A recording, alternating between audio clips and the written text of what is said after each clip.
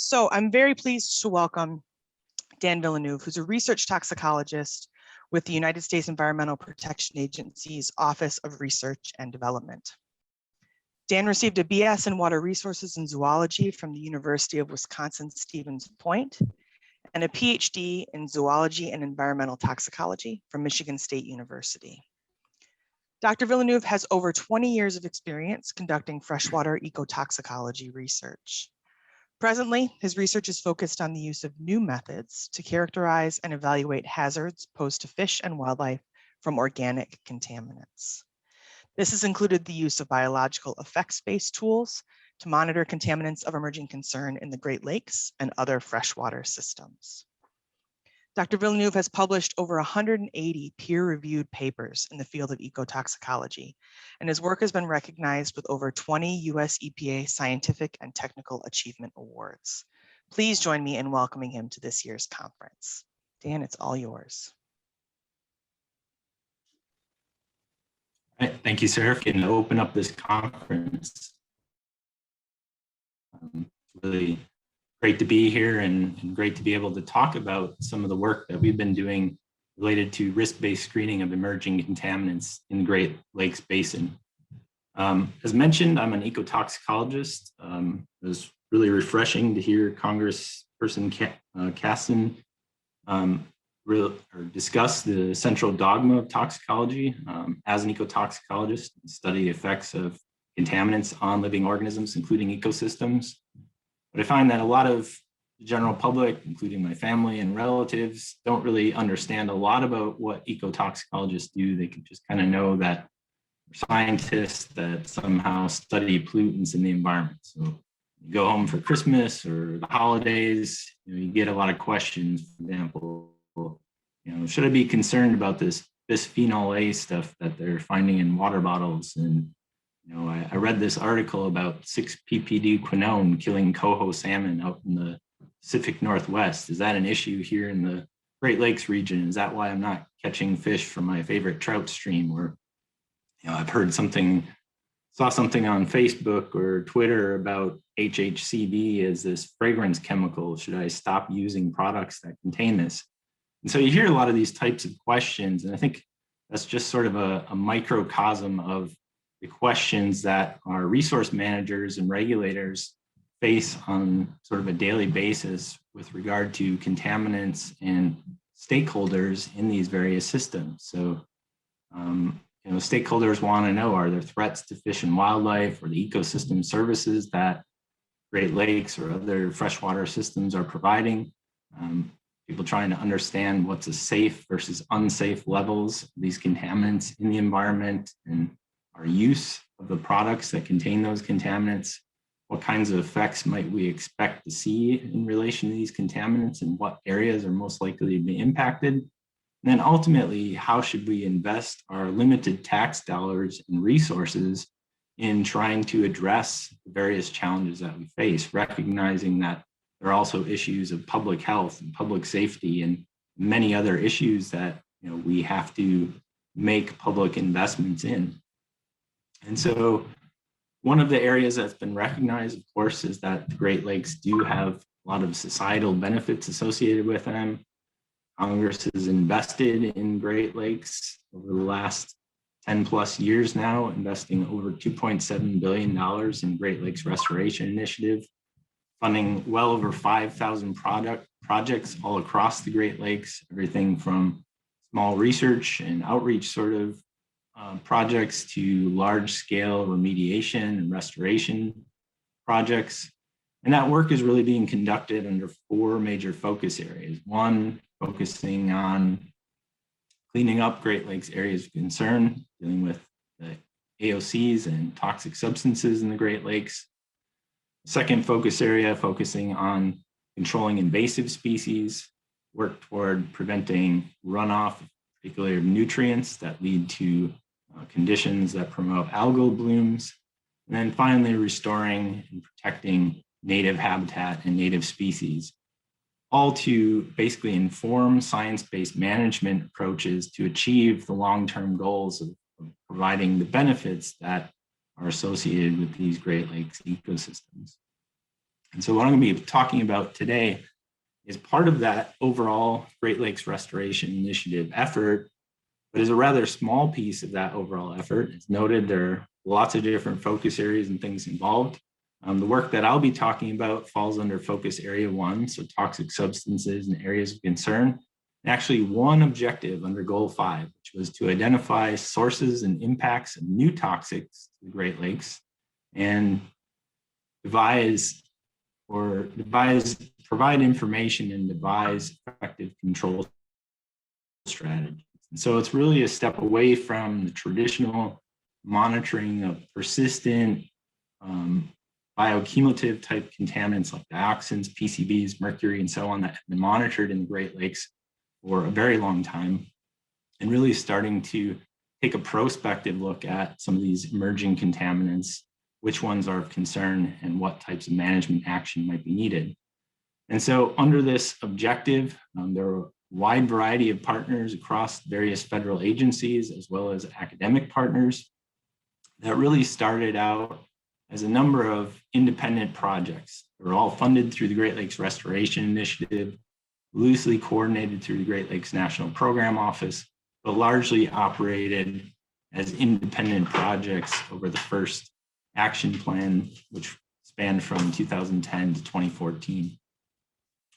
So in this presentation, I'm going to be giving a pretty high-level overview of the work that was done as part of this overall Great Lakes CEC's effort. You'll be hearing in the next session from more of our investigators that have been involved in this project and the more detailed results. So I'd definitely refer you to their talks to get into more of the weeds, if you will, of some of the work that we've been doing.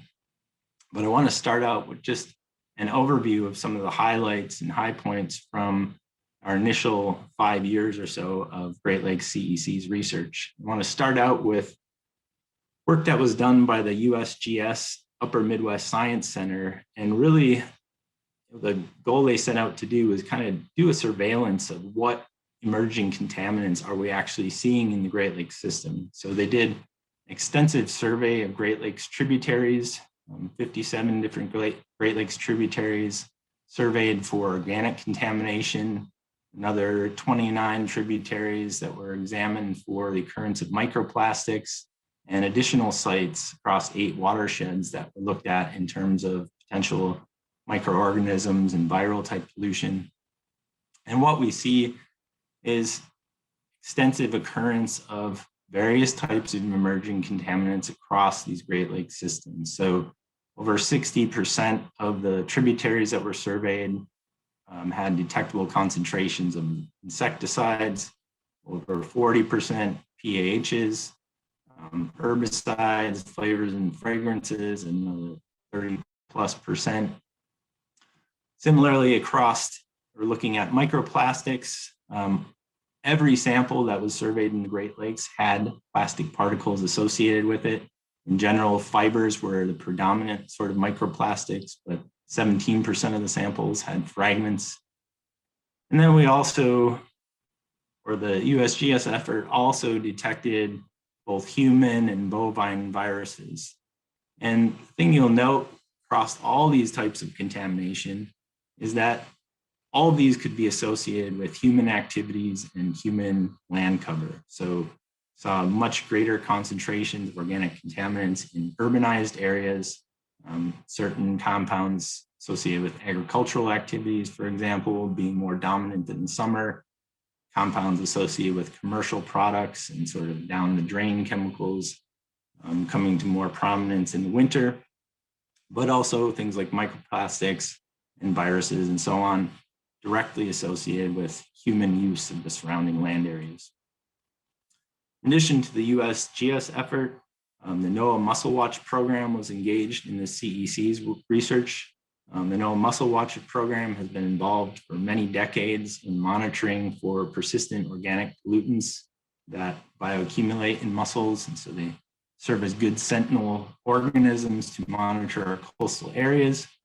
Under this research, they really expanded that list of analytes beyond just those classic bioaccumulative compounds and focused on whether or not mussels could actually be used to monitor and could accumulate these contaminants of emerging concern. And largely, this research effort showed that that was the case. Mussels, because they don't have the same biotransformation capabilities as vertebrates, tend to accumulate PAHs. So that's a class that they can kind of monitor more effectively than invertebrates. Also, we're able to detect things like flame retardants, like the polybrominated diphenyl ethers, pharmaceuticals and personal care products, other products used in commercial products such as alkyl phenol oxalates, surfactants. And like we saw with the USGS work, greatest concentrations were detected in areas of high human activity, so harbors and highly urbanized tributaries, as opposed to the more nearshore and open lake sorts of environments. The third major effort that was undertaken really looked at the interface between the aquatic and terrestrial environment by monitoring contaminants and biological effects in birds, and in particular tree swallows. So this work was led by Chris and Tom Custer of the USGS Upper Midwest Environmental Sciences Center. As part of their work across the Great Lakes, they did one of the most extensive and exhaustive studies of both legacy and emerging contaminants in birds from this kind of scale of geographic area. And once again, they detected a number of classes of emerging contaminants of concern, including the PBDEs and PFASs. Although they were able to detect these compounds, they really didn't see them at levels that would be expected to affect reproduction or physiological responses in the nesting birds. But one of the things they did observe was strong association between concentrations of PAHs and adverse reproductive as well as physiological responses. And again, birds rapidly metabolize PAHs. You don't really see them accumulate in the birds themselves, but by looking at concentrations of PAHs in the invertebrate food base, we're able to make this association and find that PAHs appear to be one of the drivers of potential reproductive effects into that terrestrial ecosystem. And this was really one of the first studies to really document this kind of association. Another large-scale effort was undertaken by U.S. Fish and Wildlife Service in collaboration with St. Cloud State University. Their effort really focused on both contaminant and biological effect monitoring, largely in fish.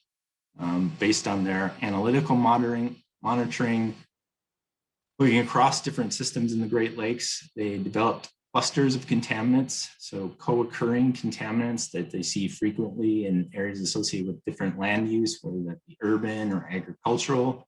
Those clusters of contaminants became a set of mixtures that were subsequently tested in the laboratory environment to see whether the mixtures may have effects that you would not necessarily predict based on the concentrations of the individual chemicals themselves. Also recognizing that there are lack of water quality guidelines and benchmark values available for many of the contaminants of emerging concern, conducted a fairly exhaustive literature search on a number of the CECs that they were detecting and developed novel hazard screening values for 14 CECs. Additionally, they looked at the association between the occurrence of various CECs and impacts, physiological impacts in fish. So for example, they found that the presence of both PAHs and pharmaceuticals explained much of the variation that they saw in blood glucose concentrations in fish that were either caged or collected at various sites around the Great Lakes, and also noted that concentrations of PAHs frequently exceeded water quality benchmarks at certain locations. US EPA's Office of Research and Development was engaged in this overall research effort. And again, with the recognition that for many of these PAHs, or for many of these emerging contaminants, there aren't a lot of existing intact animal toxicity information, and we lack a lot of toxicity benchmarks.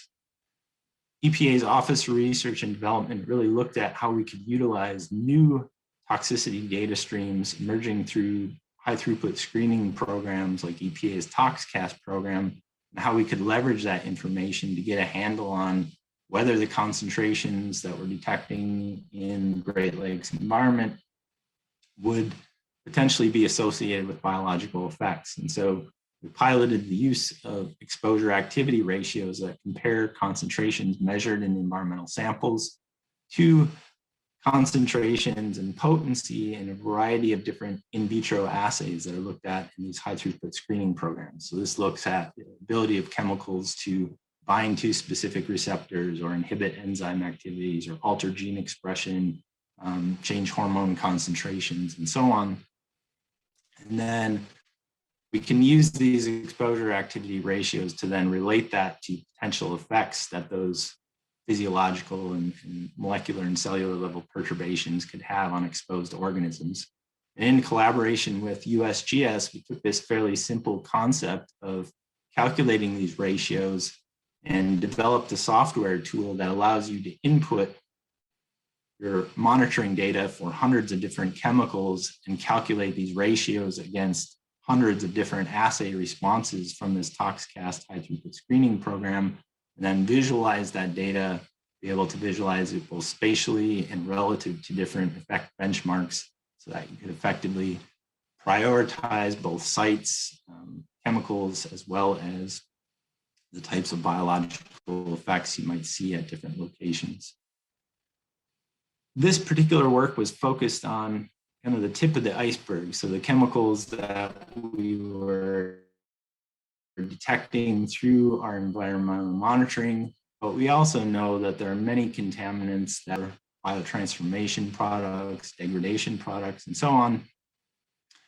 And so we wanted to also develop approaches to deal with these. And so one of the things that we did was take ambient water samples and take extracts and test them directly in some of these batteries of high throughput screening assays so that we could screen or survey these samples for their ability to produce different types of biological effects. And so we could then compare the bioactivity profiles that we saw from these different samples with what we would have predicted based on the measured component and see whether unknowns are actually contributing to some of the biological activity and effects that we see associated with the complex mixtures, whether there might be a need to use, for example, non-target analysis to identify some of these additional contaminants with biological activity.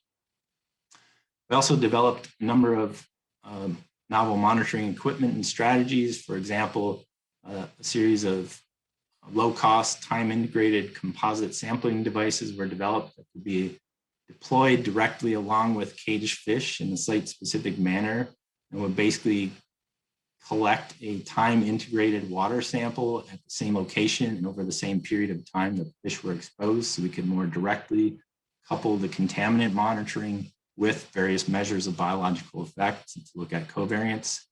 We also piloted some novel techniques using both high resolution mass spectrometry and nuclear magnetic resonance to look at the effects of either in situ exposures or exposures to extracts of CECs to changes in metabolite profiles, either in cell lines in vitro or looking at novel matrices like fish skin mucus. And fish skin mucus, for example, allows us to actually collect a sample non-destructively from resident fish, including potentially threatened or endangered species.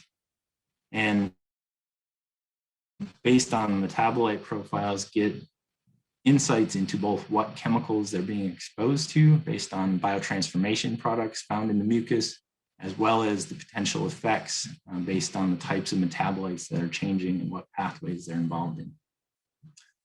Finally, this ORD effort also recognizing that pharmaceuticals are a contaminant class of interest, again, for which there aren't many water quality benchmarks, really look toward the wealth of information characterizing pharmaceutical effects in humans, and then collected that in a database, for example, therapeutic doses in humans, half-lives, and that type of thing, based on the proteins that those pharmaceuticals are designed to interact with. Developed the CCAPAS tool, which basically allows us to look at the conservation of those protein targets or the biotransformation enzymes for those pharmaceuticals across various species and see whether species out in the environment would be expected to respond to and be susceptible to chemicals that act on those targets.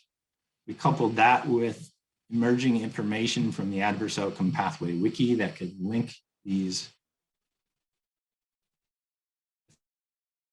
effects on these molecular targets and the perturbations involved to potential adverse effects, and then also drew upon available literature information through the curated ecotox knowledge base to help with the prioritization of these pharmaceuticals.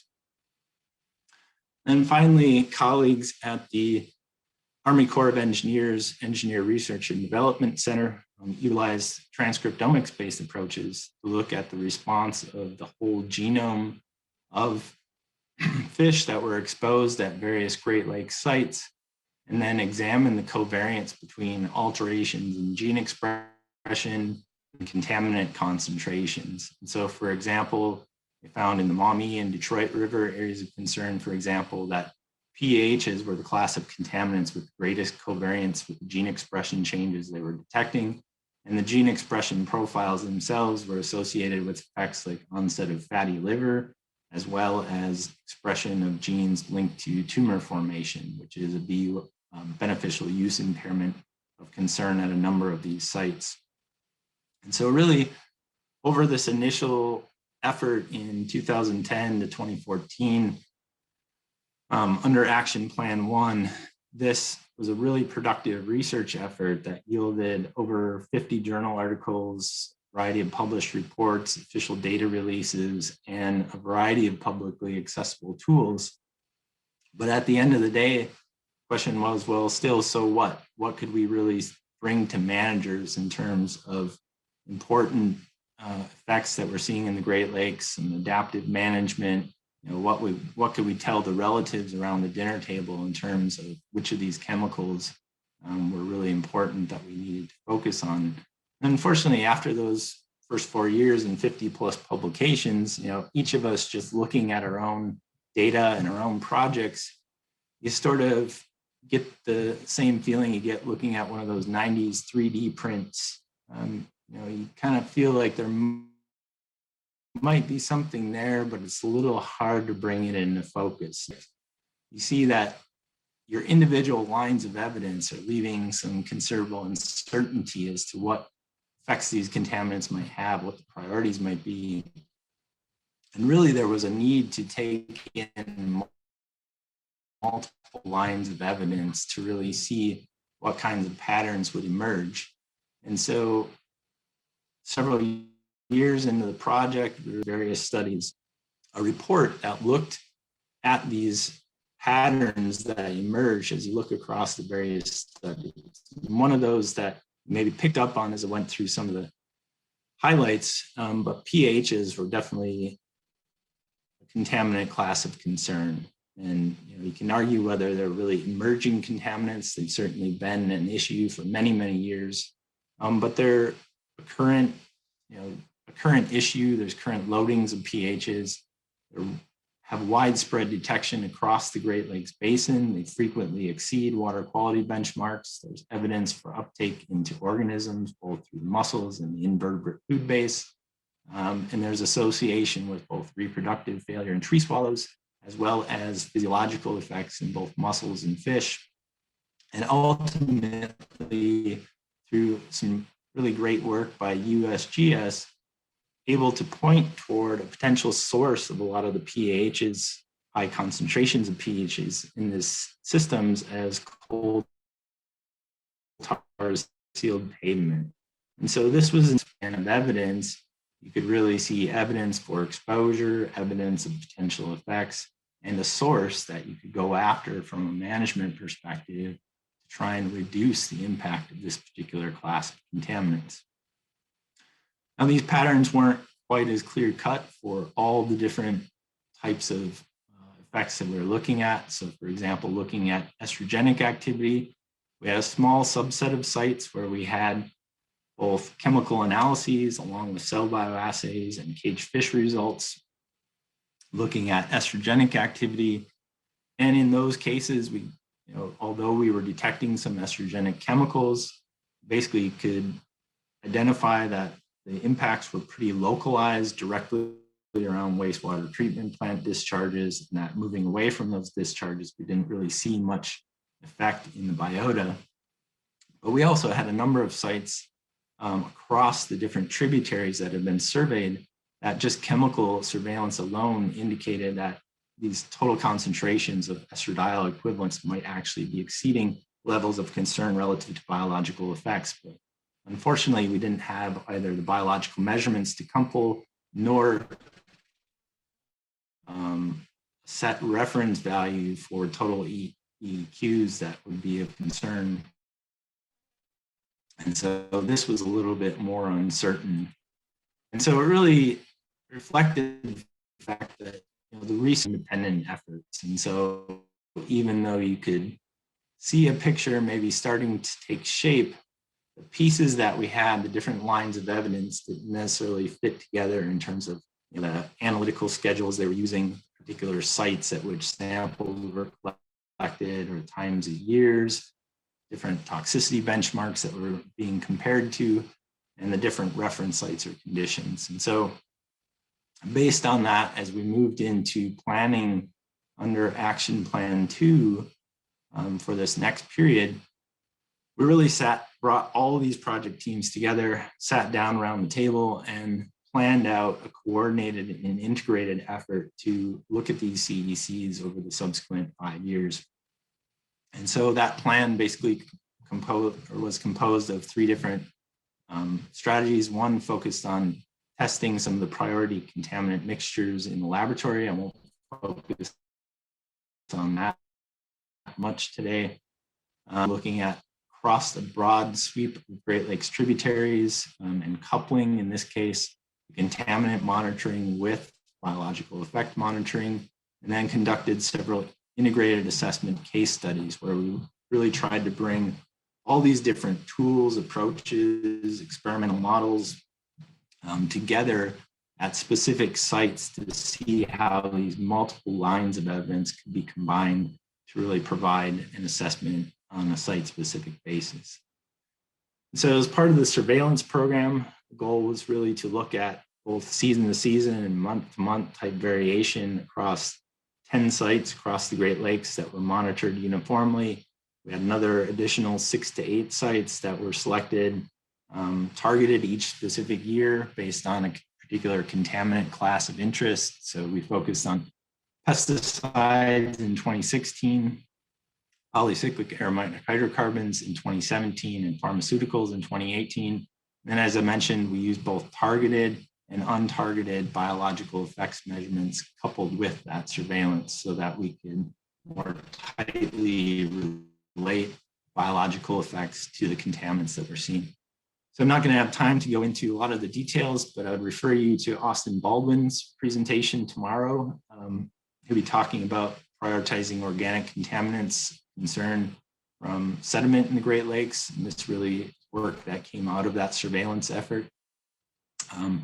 As mentioned in our integrated assessment case studies at individual locations, we brought together a variety of biological and environmental monitoring, looking at caged fish, both fathead minnows and sunfish exposed at different sites, collection of resident fish from several different trophic levels and habitats, both caged and native mussels, as well as looking at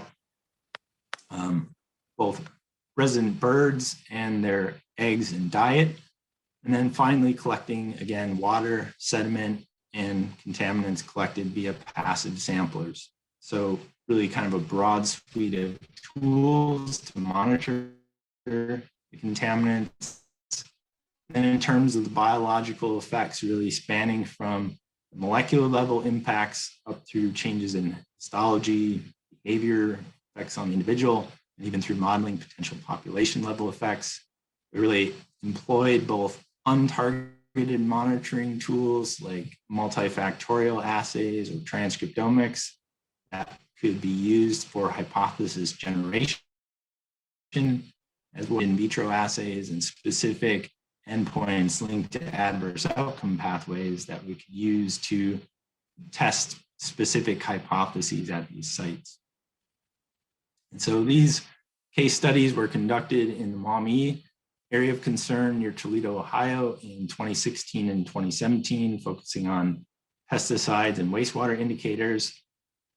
Given the focus on pesticides, we really looked at a gradient of sites from an ag-dominated system to a more urban-dominated system, and targeted our sampling both in the spring before pesticide application and then the summer after pesticide application began.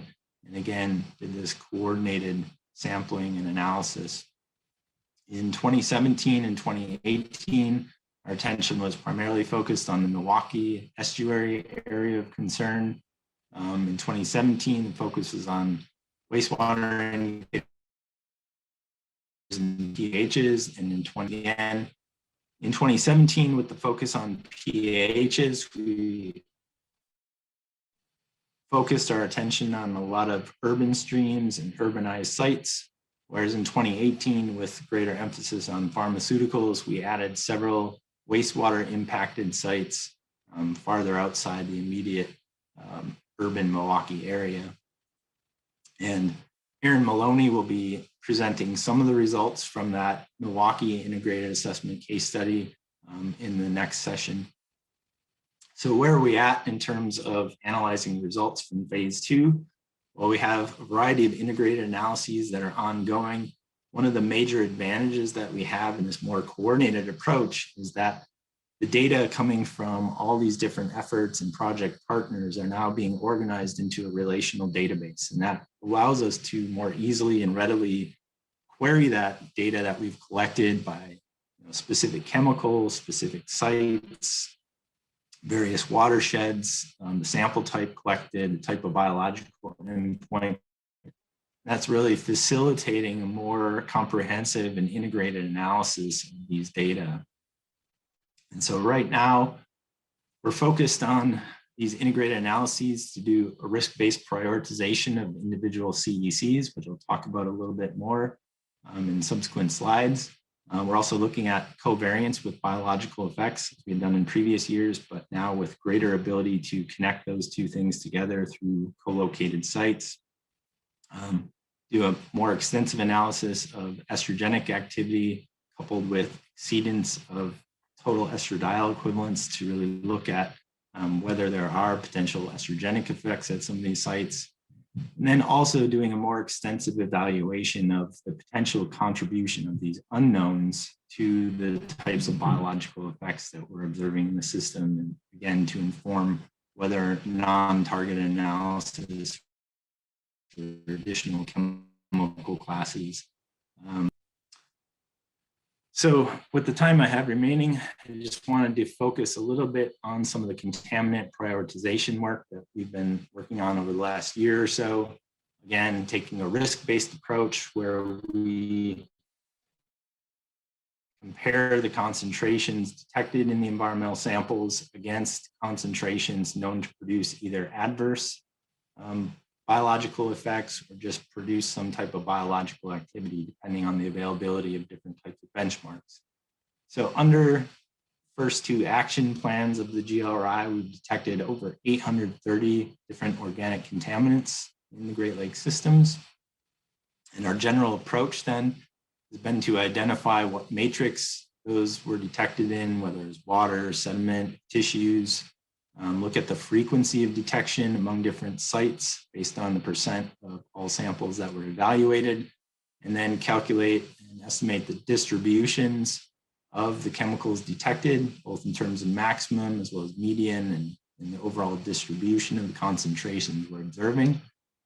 And then for those detected chemicals, we've compiled available toxicity benchmarks. So where we can find them, we used established water quality benchmarks that have been promulgated by a state or regional authority or EPA, Canadian government, etc. But again, we have those values for relatively few contaminants of emerging concern.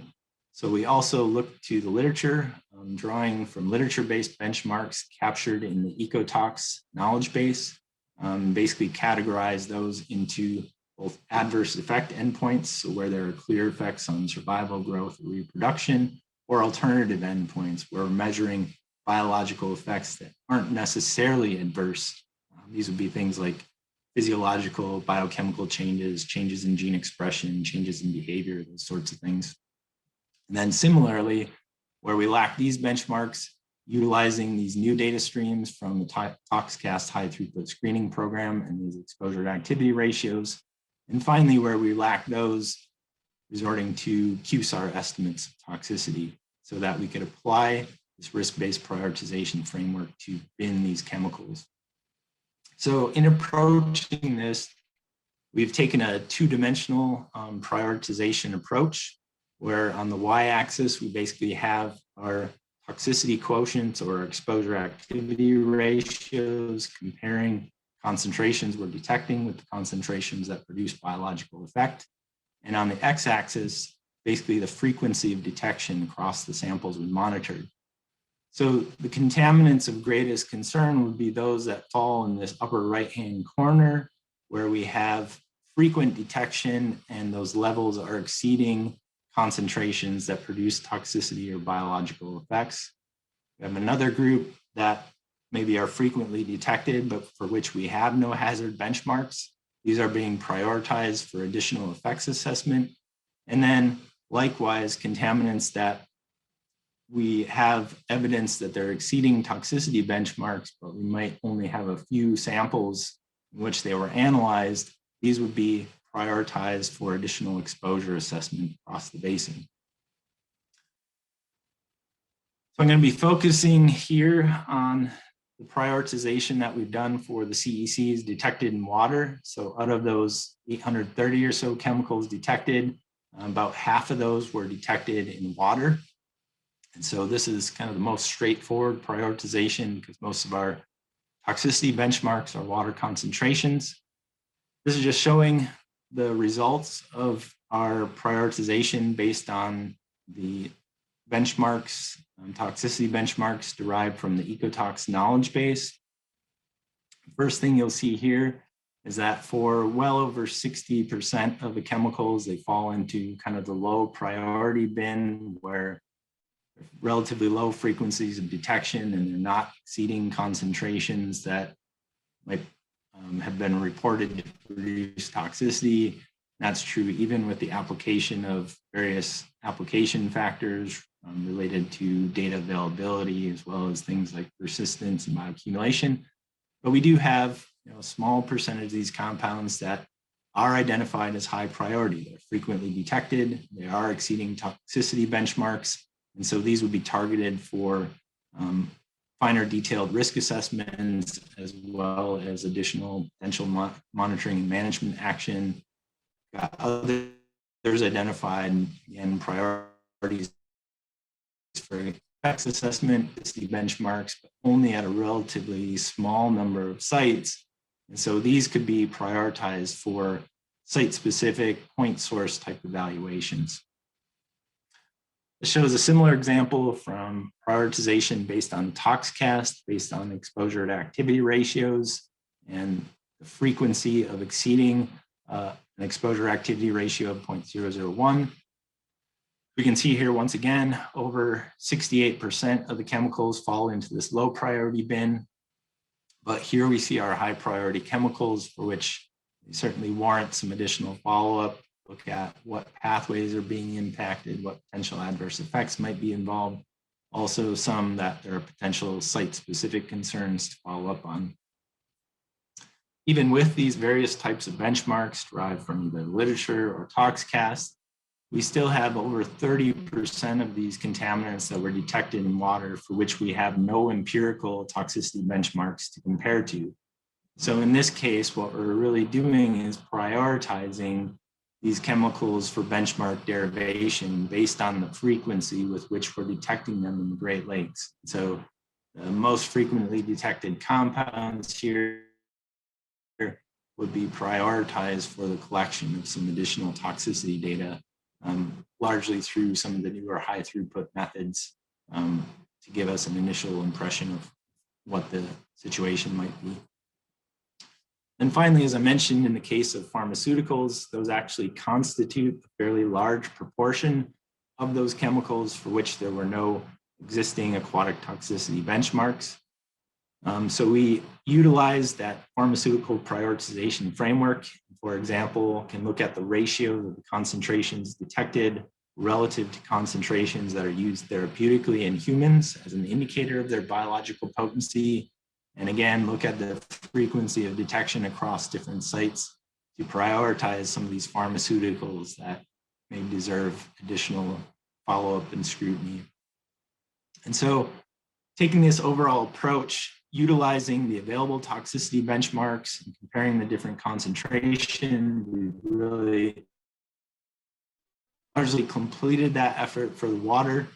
We're in the process of doing the same types of analyses for concentrations detected in fish and mussel tissue, as well as sediment, which requires some additional extrapolation. And then we'll integrate that with some of the things that we're observing in birds to really arrive at this final integrated priority list of monitoring and management priorities, some of the data generation priorities, as well as identifying a whole group of compounds that look to be of fairly low priority relative to their potential effects. So I'd say overall, even though we have detected lots of contaminants of emerging concern across the Great Lakes, there are certainly some that exceed toxicity benchmarks. By and large, environmental regulations and pollution controls have been successful, and we don't really see smoking guns of contaminants that are causing obvious and highly apparent impacts on these systems. And that may be part of why there's been this transition in the literature away from just contaminants-based focus to invasives and other aspects. But I think it also points to the need to assemble and evaluate multiple lines of evidence and really look at these multiple lines of evidence as clues for what's going on in terms of the more subtle impacts on these Great Lakes ecosystems and some of the things that aren't as obvious as dramatic fish kills and those sorts of things. And that really speaks to the need for more coordination and integrated analyses in the field as a whole.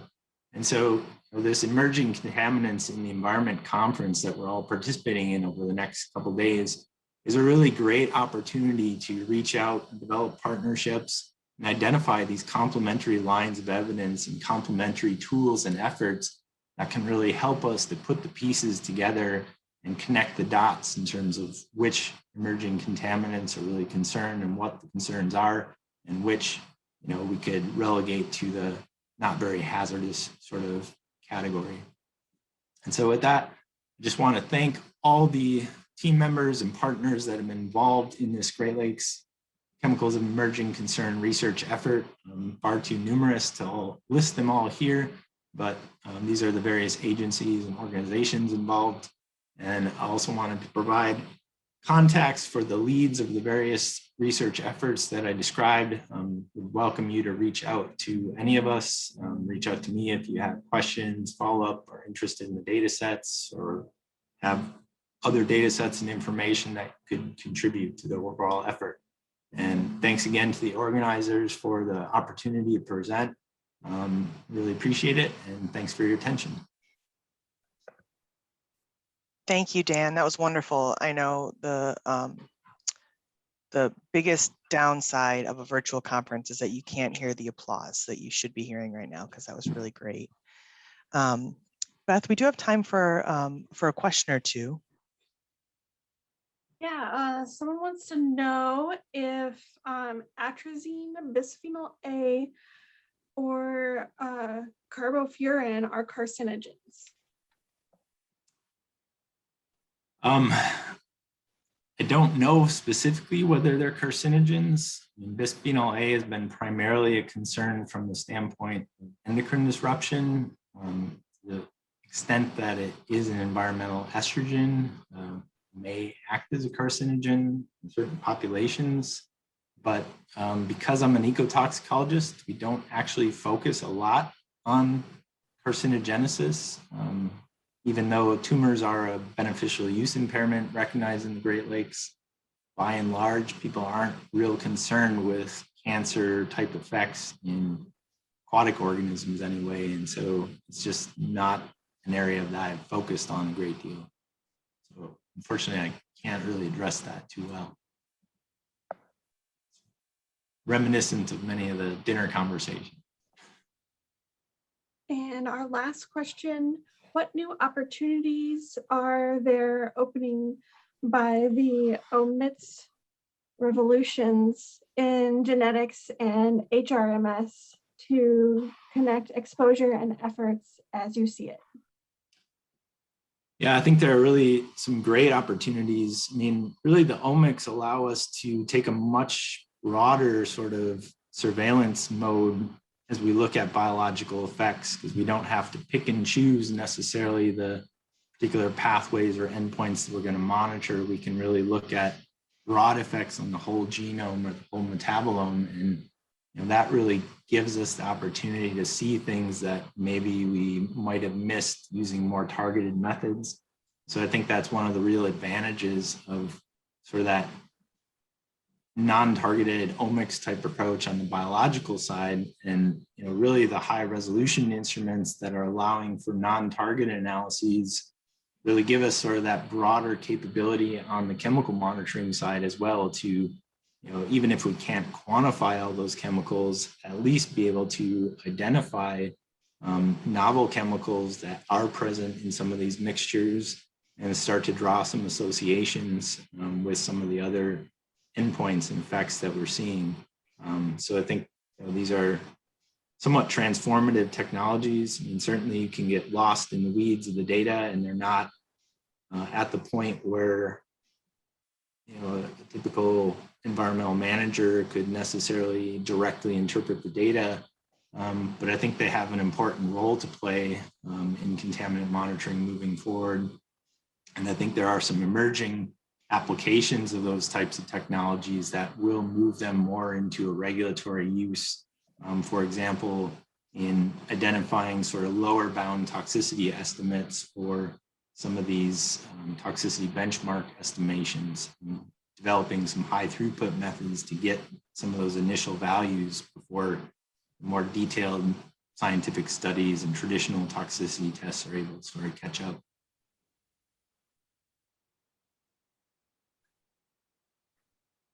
Great, thank you. Actually, I'm going to take one more question because I think this is a straightforward answer and it came in under the time. So, Dan, what subset of pHs was used in this study, in these studies?